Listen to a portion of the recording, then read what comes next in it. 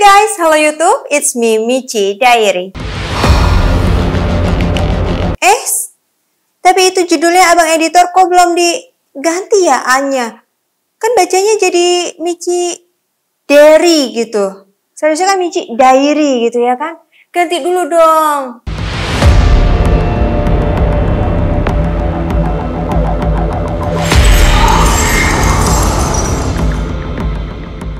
Nah, itu kan baru bener gitu sesuai sama judulnya Michi Diary. Nah, gimana nih guys sama puasanya? Semakin semangat kan? Kan udah mulai tercium nih aroma-aroma THR-nya gitu.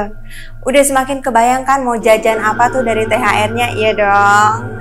Atau malah bingung mau dikemanain THR-nya? Ya udah datang aja ke Freshclean yuk, karena di Freshclean nih ada motor listrik yang lagi kekinian. Jadi tuh nggak perlu lagi isi bensin, tinggal colok udah langsung jalan. Pakai listrik sekarang, udah nggak pakai bensin lagi. Caranya gampang banget nih ya buat kalian yang pengen ambil cicilan motor listrik di Freshclean, itu gampang banget. Bisa pakai kartu kredit Ion. Gampang kan caranya, langsung bawa pulang deh tuh motor listrik yang kekinian. Banyak pilihan warnanya guys. Atau kalian yang bingung gimana caranya, bisa langsung hubungi nomor telepon di bawah ini, atau bisa DM Instagramnya ya. Nah, buat kalian yang baru gabung di channel ini, jangan lupa di subscribe dulu biar kalian tuh gak ketinggalan setiap video-video menariknya. Udah kali ya, Bia ini tuh udah tag yang ketiga ya. Bahas aja kagak selesai-selesai. Gila, ini masalah perdajalan. Semoga ini selesai ya. Gue ini udah 3 kali tag kagak beres-beres dajal gue. Ada aja deh masalahnya. Oke deh, kalau kemarin kan gue udah bahas tentang organisasi yang mendunia nih, yaitu Freemason dan Illuminati. Dan kali ini gue akan ngebahas tentang Dajjal. Semoga ini selesai ya guys, karena gue udah 3 kali tag nggak beres-beres masalah perdajalan ini. Oke, karena ini adalah bulan sucinya umat muslim ya, umat Islam, atau bulan Ramadan ya, jadi kita akan ngebahas Dajjal menurut Islam atau Dajjal versi Islam. Nah, kalau menurut Islam, Dajjal itu adalah seseorang yang akan muncul di hari akhir. Nah, dia adalah seorang manusia yang mempunyai tingkat kejahatannya itu tinggi banget levelnya. Jadi benar-benar dia itu jahat banget, penyebar fitnah dan menyebar kerugian lah ya, penghancur lah untuk semuanya, untuk orang-orang yang ada di sekitarnya. Nah, kalau di dalam Islam, Dajjal ini kedatangannya itu benar-benar sangat diwaspadai. Yang pertama kali menyebut Dajjal itu adalah Nabi Muhammad. Tetapi faktanya guys, sebelum Nabi Muhammad, nabi-nabi sebelumnya itu sudah banyak menceritakan tentang Dajjal kepada anak cucu mereka. Siapa Dajjal itu, sifatnya seperti apa. Nabi-nabi sebelumnya tuh sudah banyak menceritakan bahwa dia tuh adalah pemfitnah dan penyebar kerugian kepada semua yang ada di sekitarnya. Tetapi yang menceritakan Dajjal secara detail itu adalah Nabi Muhammad. Dia menceritakan tentang fisiknya juga, yaitu yang bermata satu atau buta sebelah. Dajjal ini sebenarnya dalam bahasa Arab yang berarti tuh menutupi. Jadi apa yang ditutupi? Yang ditutupi adalah suatu kebenaran. Dan makna lain dari Dajjal adalah mencampur adukan. Jadi selain dia itu sudah menutupi, dia juga mencampur adukan sebuah cerita. Jadi kalau kalian punya teman yang suka bercerita melebih-lebihkan dari sebuah kenyataan yang ada gitu ya, terus ditambah-tambahin biar itu terdengar semakin dramatis, maka sebut saja dia Dajjal. Nah, 400 tahun yang lalu nih guys, sebelum Al-Quran itu diturunkan, kata Dajjal itu sebenarnya sudah ada. Dan kata Dajjal pada saat itu adalah Al-Masih Ad-Dajjal, yang berarti artinya tuh Al-Masih yang palsu. Nah, bahkan guys, cerita dari ribuan tahun yang lalu tentang Dajjal ini tuh udah nggak diragukan lagi. Nah, sampai ada yang bilang ini dari Syalaf As-Salih ya, kalau Dajjal itu sebenarnya adalah anak Adam, yang artinya itu sama seperti kita, butuh makan, butuh minum. Dan di dalam Islam dipercaya juga bahwa Dajjal ini akan dibunuh oleh Nabi Isa, yang dimana orang Islam ini percaya bahwa Nabi Isa itu sebenarnya masih hidup. Dajjal ini dilahirkan di kota Samirah, yaitu salah satu kota kecil yang berada di Palestina. Dajjal ini lahir di zamannya Nabi Musa. Jadi apakah si Dajjal ini tuh punya ayah, ibu, kakek, atau nenek? Jadi jawabannya adalah iya. Dajjal ini terlahir dari orang tua yang hampir dibilang mandul, karena selama 30 tahun orang tuanya nih menunggu kedatangan anak ya, kehadiran seorang anak itu nggak kunjung datang guys. Dan sampai akhirnya pada usia pernikahan yang ke-30 tahun baru keluarlah si Dajjal itu. Dan pada saat lahir orang tuanya nih harus menerima kenyataan bahwa anaknya itu buta sebelah mata atau cacat lah ya. Dajjal ini terlahir dari keluarga penyembah berhala atau penyembah patung sapi betina. Nah, itu bisa dibilang sebagai kaum Yahuza. Nah, karena si Dajjal ini lahir dari orang tua yang hampir dibilang mandul ya, makanya bisa dibilang juga kalau Dajjal ini tuh tidak akan mempunyai keturunan. Jadi semenjak kelahiran si Dajjal ini tuh sama sekali tidak ada keuntungan lah ya yang didapat. Yang ada tuh selalu kerugian, baik itu dari keluarga, orang-orang sekitar, sampai seluruh dunia. Nah, kelahiran si Dajjal ini juga menghebohkan seisi dunia. Terus pada saat si Dajjal ini kurang lebih berusia 4 tahun, tubuh dari anak ini tuh sering banget dirasuki jin atau setan. Jadi jin atau setan ini dikabarkan berasal dari patung sapi betina yang disembah oleh mereka selama ini. Nah, itu bikin si anak ini tuh jadi nakalnya tuh luar biasa guys. Pokoknya nggak mirip kayak kenakalan anak-anak seusianya. Pokoknya nakalnya tuh lebih nakal dari apapun itu. Menghancurkan dan menghebohkan lah ya. Dan ada seorang hakim penguasa di tempat Dajjal itu lahir meminta bantuan kepada penyihir atau dukun lah ya, untuk meminta bantuannya mengusir jin atau setan yang ada di dalam tubuh Dajjal. Tapi sayangnya hal itu gagal. Nah, akhirnya hakim penguasa tersebut mengurung si Dajjal ini atau anak kecil tersebut ke dalam penjara istana milik hakim penguasa tersebut. Nah, selama si anak kecil atau Dajjal ini di penjara itu kekacauan tuh udah semakin membesar karena ulah si anak kecil ini yang suka memfitnah dan memprovokasikan, apa sih abang bilangnya? Memprovokasikan. La ilaha lidah belibet amat, memprovokasikan gitulah ya. Pokoknya dia tuh suka memfitnah dan menebar sesuatu yang gak baik lah. Jadi ini tuh mirip banget kayak pada saat masa Nabi Lut. Nah, pada saat itu Tuhan mereka yaitu Allah mengutus Jibril untuk membinasakan semua umat-umat yang ada di sana. Karena ulahnya mereka sendiri yang suka berbuat maksiat, berzina, dan berzina sesama jenis. Tapi anehnya dari kejadian itu hanya ada satu orang anak yang selamat yaitu Dajjal. Dan pada saat itu Allah meminta Jibril untuk mengasingkan anak tersebut ke salah satu pulau, di mana pulau tersebut dikelilingi oleh laut yang sangat luas. Dan kalau di agama Islam itu namanya Laut Yaman, dan disitulah Dajjal diasingkan dari usianya yang ke-4 tahun. Dari awal Dajjal ini diasingkan, Allah itu sudah menugaskan malaikat Jibril untuk selalu melihat lah ya, untuk menjenguk selalu si Dajjal ini, untuk selalu diberi makan, diberi minum, sampai akhirnya si Dajjal ini tumbuh besar.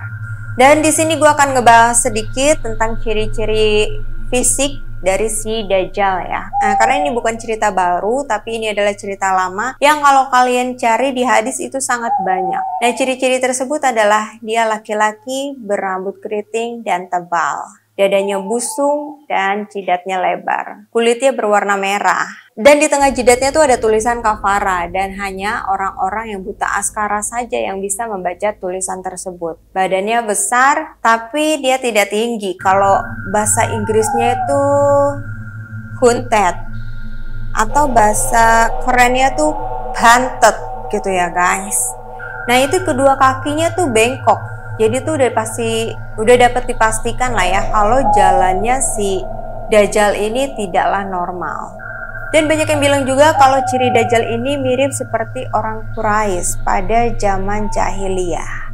Di hadis itu juga dikabarkan bahwa sebelum kemunculan Dajjal yang asli itu akan muncul Dajjal-Dajjal yang palsu sebanyak 30 orang. Jadi di mana mereka akan mengaku sebagai nabi atau Tuhan yang memang Allah sendiri sudah memberikan mukjizat kepada si Dajjal ini, sama seperti nabi-nabi yang lain. Yang dimana sebenarnya Allah juga sudah memberikan mukjizat untuk Dajjal ini, sama seperti nabi-nabi yang lain, yaitu bisa menyembuhkan orang yang sakit, membangkitkan lagi orang yang sudah mati, dan juga bisa mengatur cuaca. Jadi dia bisa mengendalikan cuaca ya, mau panas, mau hujan, mau salju, itu semua bisa diatur lah sama si Dajjal ini.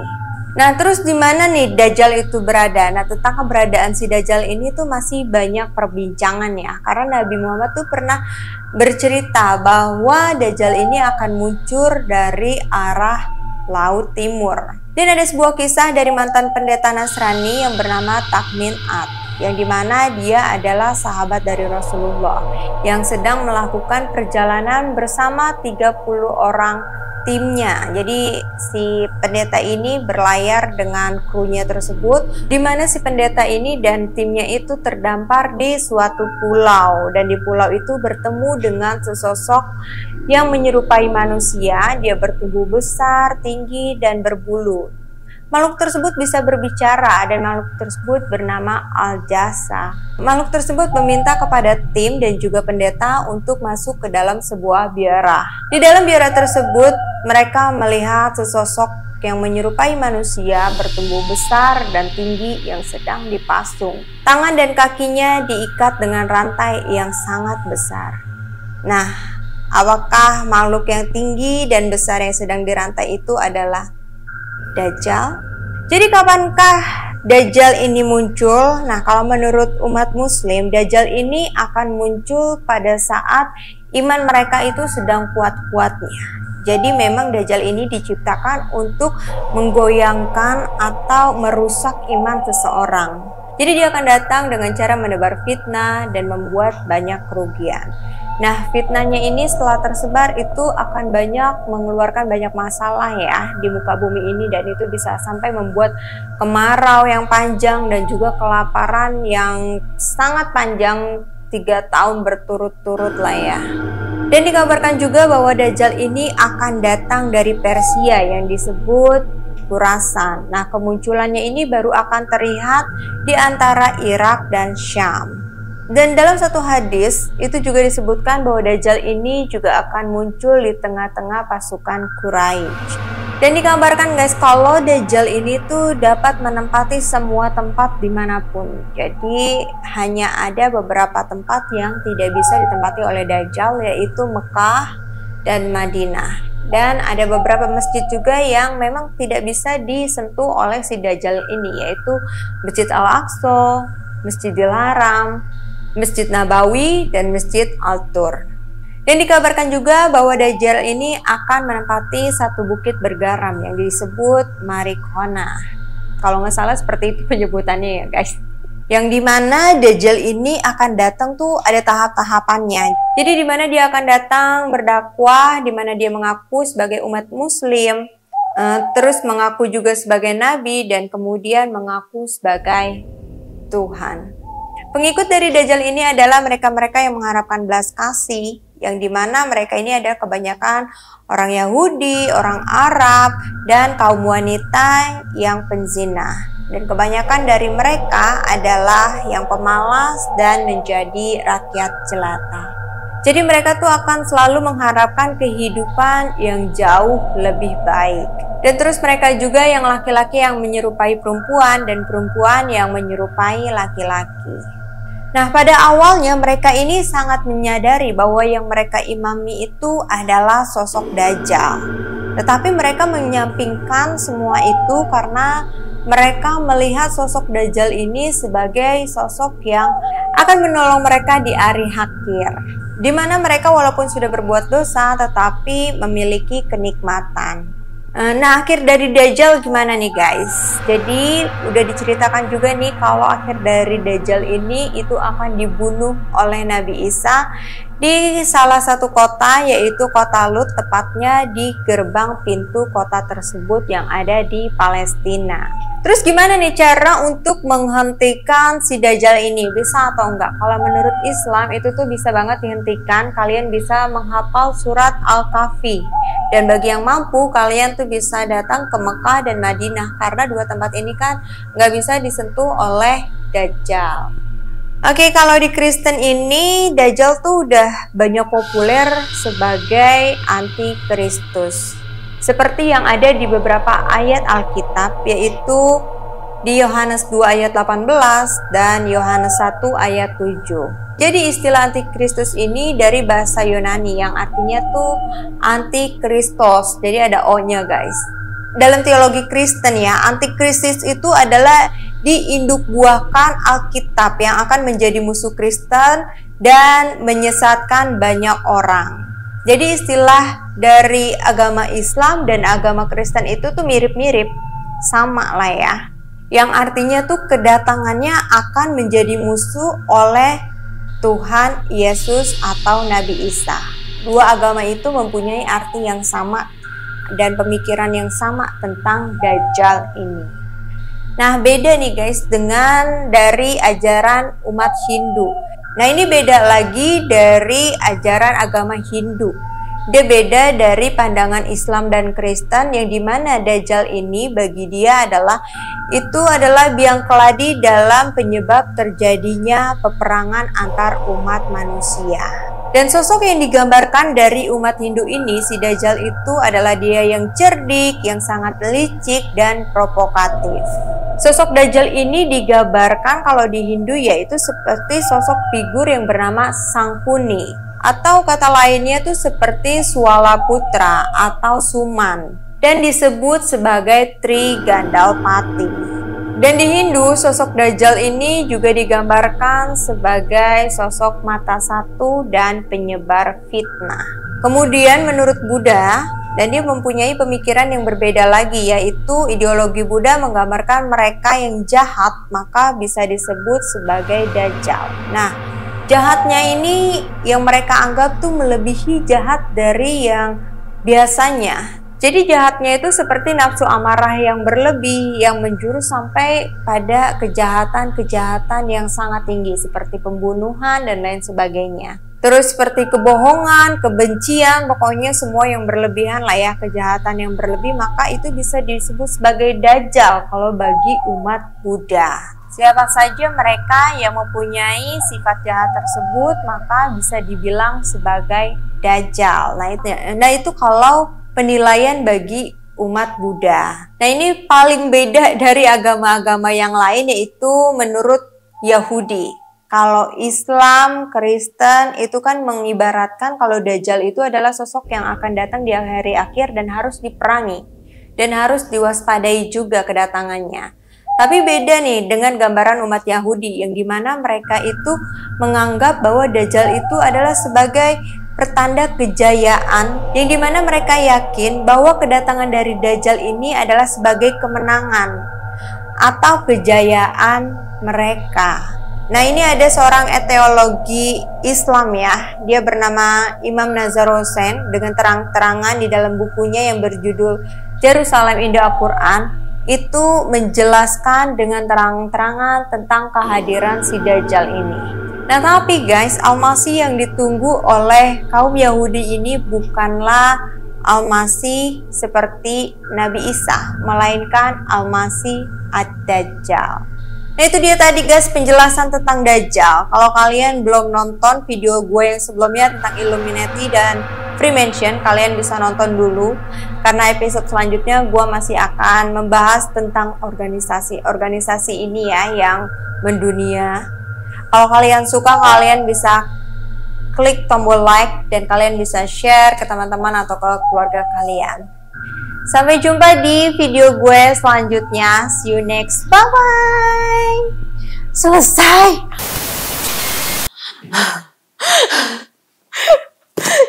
Gak ada mati lampu. Gak ada suara-suara. Ayo. Gak ada. Aman.